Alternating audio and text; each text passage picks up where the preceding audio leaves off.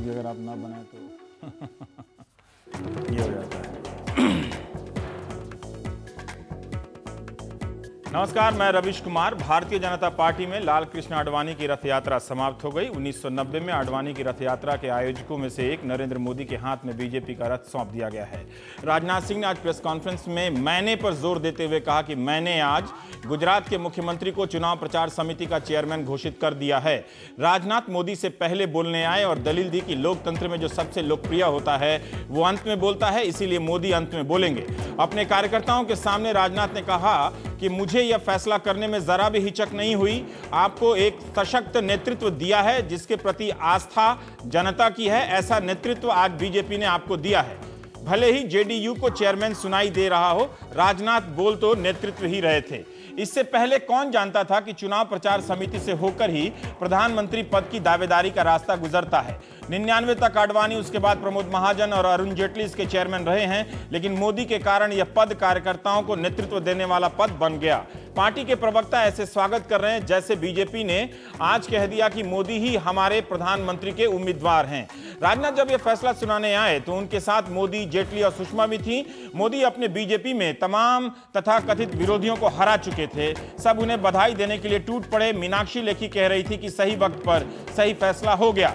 राजनाथ ने कहा कि सबकी राय से हुआ। मोदी जो 3 दिनों से ट्वीट नहीं कर रहे थे, इसी बीच में ट्वीट करते हैं कि वरिष्ठ नेताओं ने मुझ पर भरोसा किया है, अब कांग्रेस मुक्त भारत निर्माण के लिए कोई कसर नहीं छोड़ेंगे।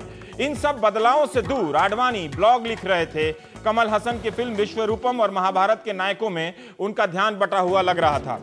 लेकिन अपने अनुभव से बता सकता हूं कि एक बार लत लग जाए तो तबीयत खराब होने पर भी आप ब्लॉग लिखने लगते हैं। लाख कोशिश कर लें, दिमाग में जो चल रहा होता है वो किसी ना किसी रूप में बाहर आ ही जाता है। आडवाणी को मुसोलिनी और हिटलर के प्रायश्चित का कोई प्रसंग याद आ रहा है ब्लॉग में। किसी प्रसंग में दोनों बतिया रहे हैं कि हमारे मरने के बाद हमारी करतूतों से मानव समाज को काफी नुकसान होगा और हमें नरक की प्राप्ति होगी। हिटलर, मुसोलिनी के प्रसंगों में आज के दिन दिलचस्पी, आप थोड़ी मेहनत करेंगे तो समझ जाएंगे।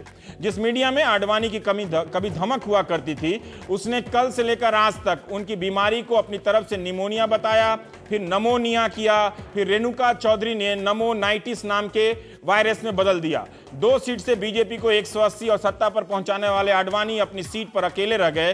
बीजेपी 300 सीटों के नए लक्ष्य को लेकर आगे निकल गई।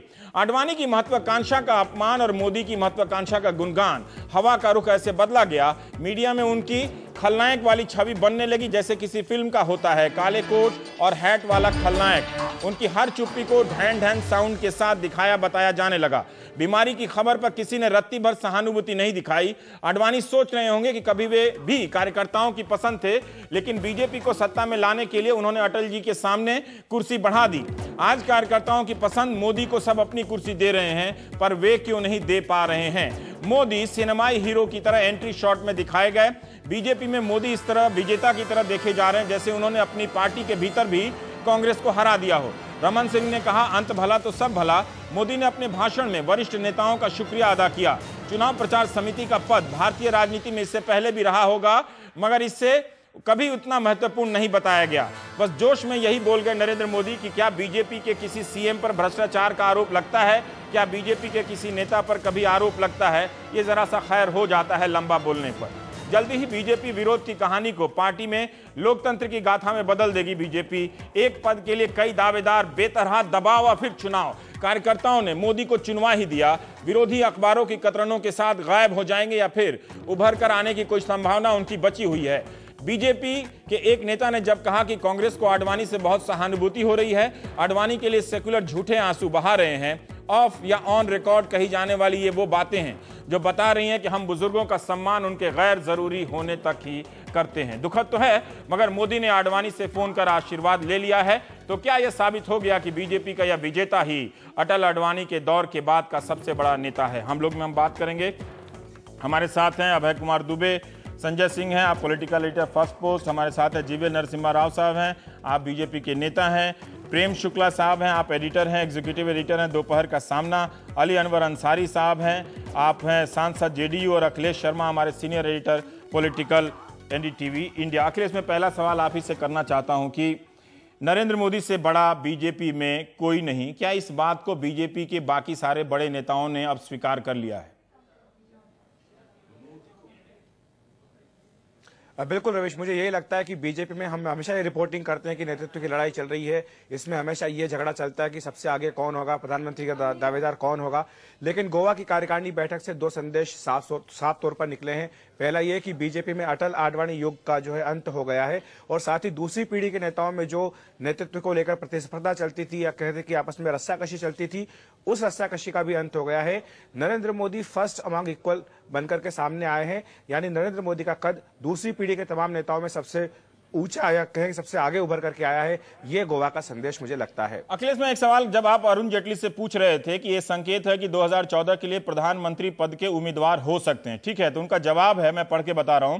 देखिए, आज का जो निर्णय और आज का जो संकेत है, जो स्पष्टता है, वो आप समझ लीजिए।